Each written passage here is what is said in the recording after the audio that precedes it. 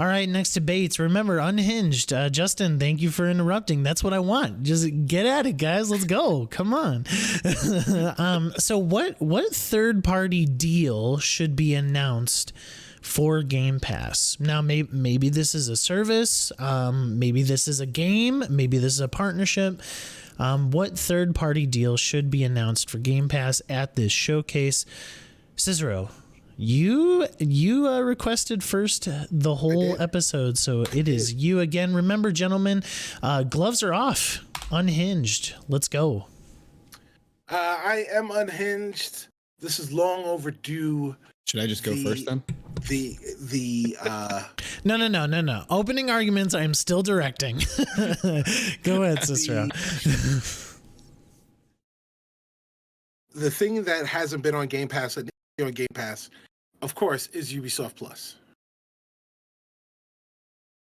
Go ahead. Tough. This is tough because I did have that here, but I did have a backup and a backup to the backup, and I decided to go a little bit outside the box on this one. It's going to be tough, but I think they're a little hurt from what happened or what is happening with the whole ABK deal. So I decided to go straight to Capcom with this one. We've got a lot of good games that have come out of Capcom recently. Most of the remakes. We had the Mega Man collection, which didn't make its way to Xbox. But we had the Monster Hunter collection that also did, and I believe just came to Game Pass. Interesting. Ubisoft Plus is really working on their own kind of thing, their Ubisoft Plus program, and they're seeing profitability with that. I don't see them combining that with Game Pass and losing all of that income that they have on their own. Capcom, on the other hand, doesn't really have that. And I think that with Capcom here, we're going to get the future of big hits. You know, they always have those huge titles coming out. Street Fighter, you know, everyone knows about Street Fighter. It's coming. Imagine having that under the Xbox portfolio. Ubisoft has already started to bring games, some games anyway, to the Game Pass program. So I don't really see that as a far stretch. That's not really shocking to most people.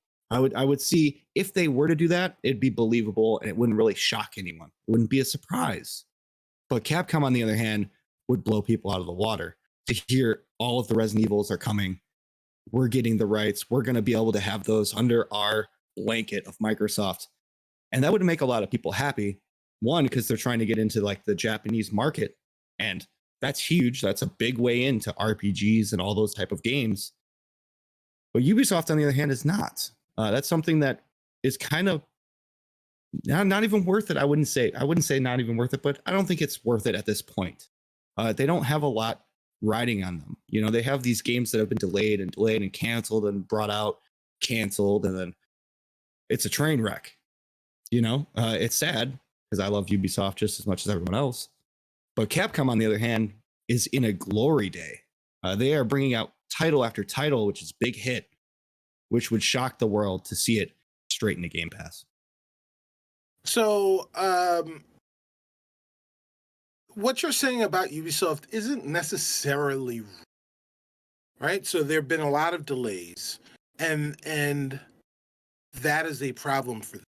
Now, you're saying that they are seeing some success with Ubisoft Plus.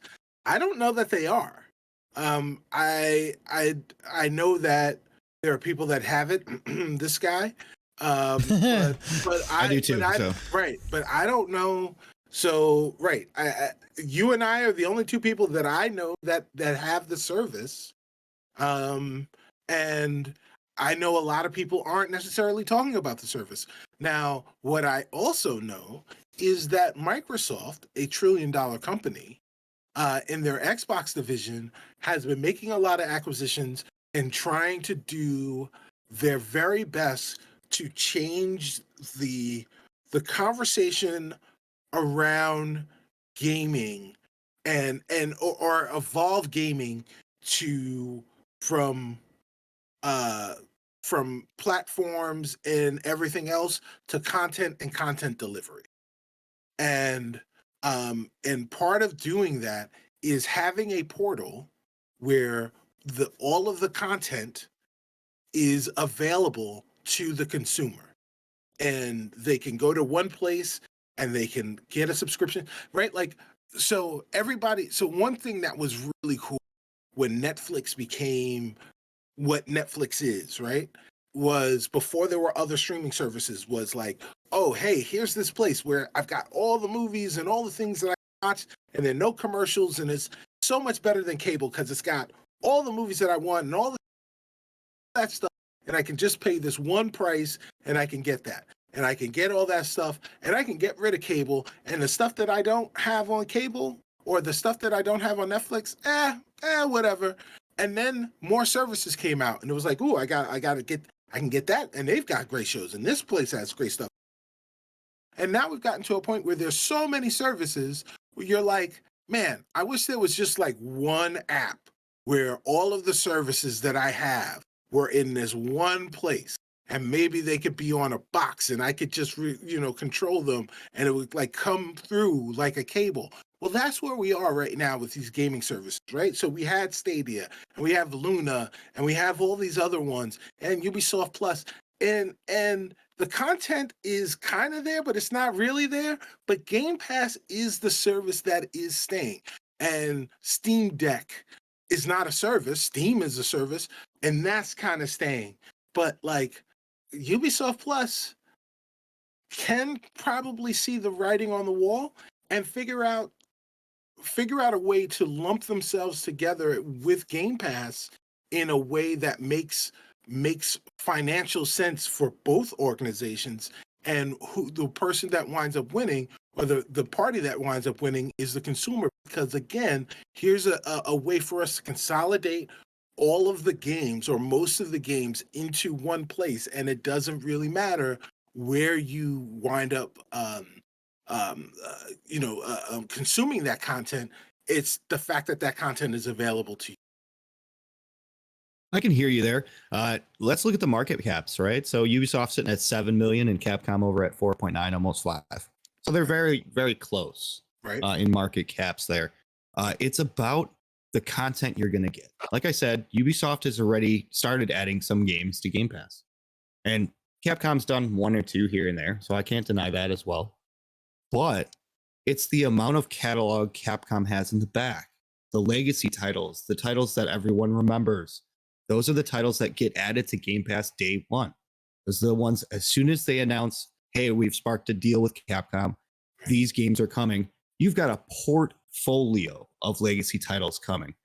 That's going to shock anyone, regardless. And you're going to get the up-res and all the stuff that Game Pass games have been getting to make it look more modern, of course. But it's also about where they're going, the direction they're going. Ubisoft has been falling off. Yeah, they've made money here and there, but they're skull and bones. They are skull and bones right now. You can't deny that. They are delaying everything and canceling everything else. I mean, that's Ubisoft. That's what they do, right? Like you can. And what's Capcom doing? The exact opposite. Right, but you know what else Capcom is doing?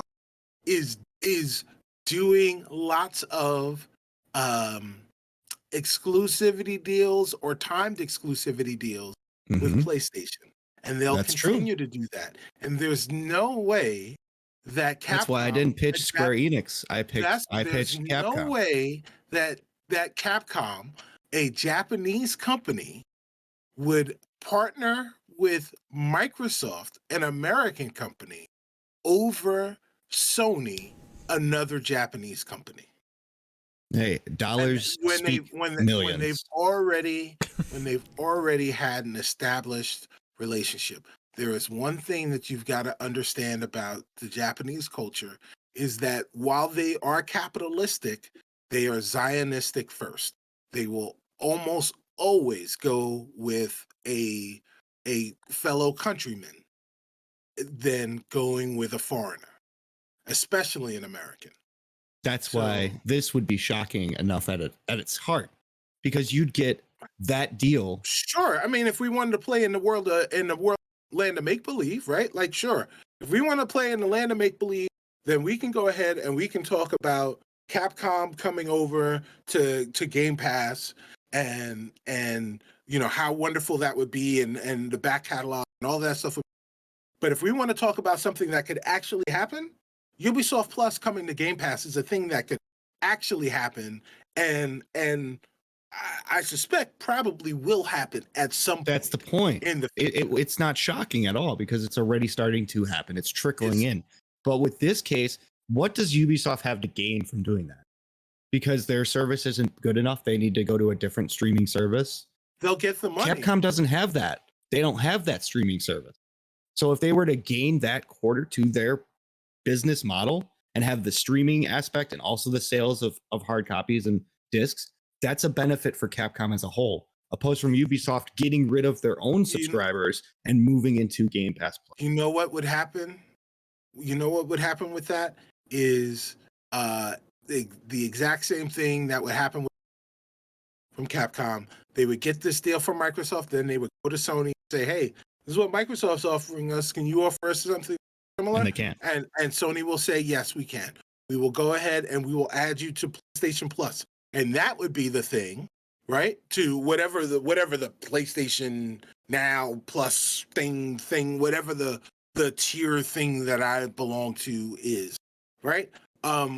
It's nonsense, right? But if you add Capcom and the Capcom library, then it becomes less nonsense, right? Then it becomes something that I'm paying attention to.